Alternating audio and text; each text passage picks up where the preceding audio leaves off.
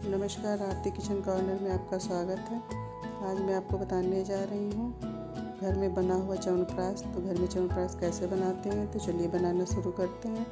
हमने इसके लिए एक पाव आंवला, जिन्हें मैं अच्छे से धो के उबाल लेना है, 2 सीटी लगानी है। अब एक हम पाउडर तैयार करेंगे। इसके लिए लेंगे हम 1 चम्मच सौंफ, 1 चम्मच जीरा, 2 हरी इलायची और 10 से 12 लेंगे काली मिर्च के दाने। इन सबको हमें भूनना नहीं है, बिना भूने ही पीसना है। और ये है पिपली। आप किसी भी किराने की दुकान पे या जहाँ पर जड़ी बूटियाँ मिलती हैं वहाँ पे आप मांगेंगे पिपली, वो तो आसानी से मिल जाती है। इसके हम 5 टुकड़े डालेंगे। और ये है दालचीनी, इसका हम सिर्फ 1 इंच का टुकड़ा लेंगे, ये ज़्यादा नहीं डालनी है। तो इसे टुकड़ों को थोड़ा छोटा कर लेंगे ताकि पीसने में दिक्कत ना हो। देखिए, हमने इसका पाउडर बना लिया है।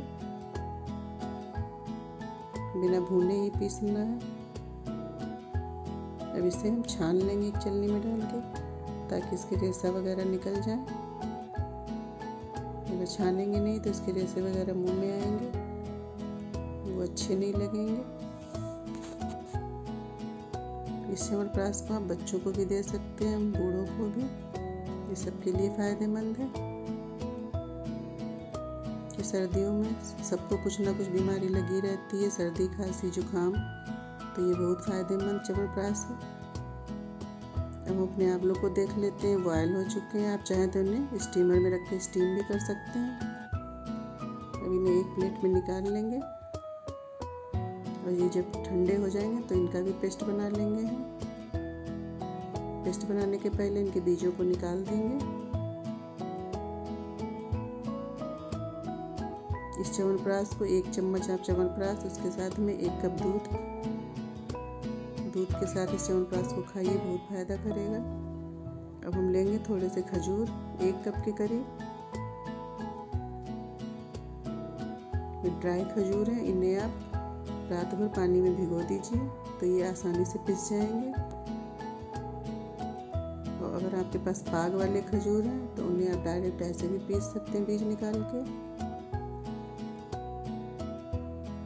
ये ड्राई खजूर है तो इन्हें हमने रात में भिगो दिया था, तो ये आसानी से पिस जाएंगे। इसके बीज निकाल देंगे। इसका हम पेस्ट बना लेंगे स्मूथ सा।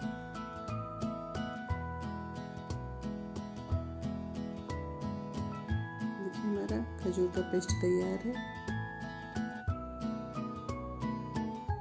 तो अपने इसी तरह आंवले का पेस्ट बना लेंगे।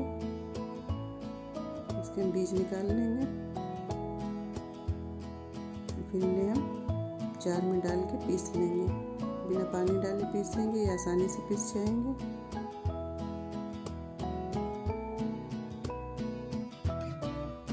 च्यवनप्राश के साथ बच्चों को 1 कप गुनगुना दूध दें और देखिए इसका असर। फिर जो बच्चों के गले में जमा कफ या वगैरह जो होगा वो सब निकल जाएगा और बच्चों को आराम भी मिलेगा।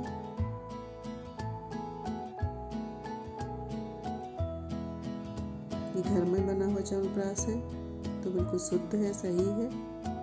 इसे आप डायबिटीज पेशेंट को भी दे सकते हैं। देखिए, हमने आंवले का भी पेस्ट बना लिया। इसे हम बनाएंगे देसी घी में। 1 बड़ा चम्मच इसमें देसी घी लिया है, जब वो पिघल जाएगा तो इसमें हम डाल देंगे अपने आंवले का पेस्ट। घी थोड़ा ज़्यादा ही पड़ेगा, क्योंकि घी ज़्यादा होगा तो हमारा ये च्यवनप्राश खराब नहीं होगा, उतने अच्छे से भुनेगा आंवला। क्योंकि इसे हम ज़्यादा बना के नहीं रख सकते, इसको हम 15 दिन के लिए बना के रख लेंगे थोड़ा थोड़ा, फिर दोबारा हम बना लेंगे। अब इसी में हम डाल देंगे, जब आंवले हमारा थोड़ा सा भुन जाएगा तब इसमें हम डाल देंगे खजूर का पेस्ट। इसे भी भून लेंगे। फिर हम डाल देंगे जो हमने मसाला तैयार किया था जीरे वाला, उसको भी भून लेंगे इसी के साथ में।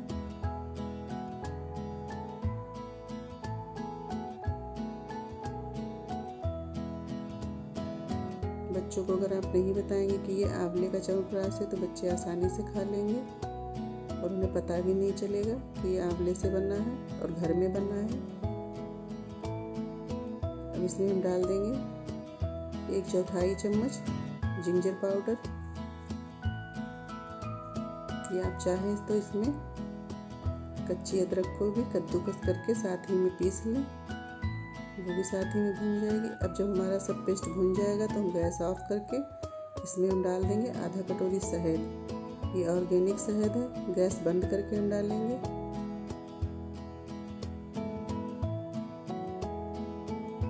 शहद डालने के बाद हम इसे अच्छे से मिला देंगे।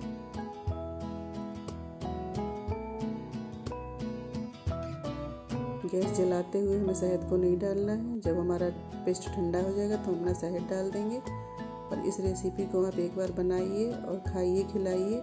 ये डायबिटीज़ पेशेंटों के लिए भी लाभदायक है। अगर हमारी रेसिपी आपको अच्छी लगे तो प्लीज़ लाइक, शेयर, सब्सक्राइब और हमें बताइए कमेंट में कि आपको ये च्यवनप्राश खा के कैसा लगा। इसे आप बच्चों को गरम गरम दूध के साथ दीजिए, खुद भी खाइए। घर में जो बूढ़े बुजुर्ग हैं उन्हें भी खिलाइए। ये बहुत फ़ायदेमंद है, घर में बना है तो पूरी तरीके से ये सेफ़ है। धन्यवाद।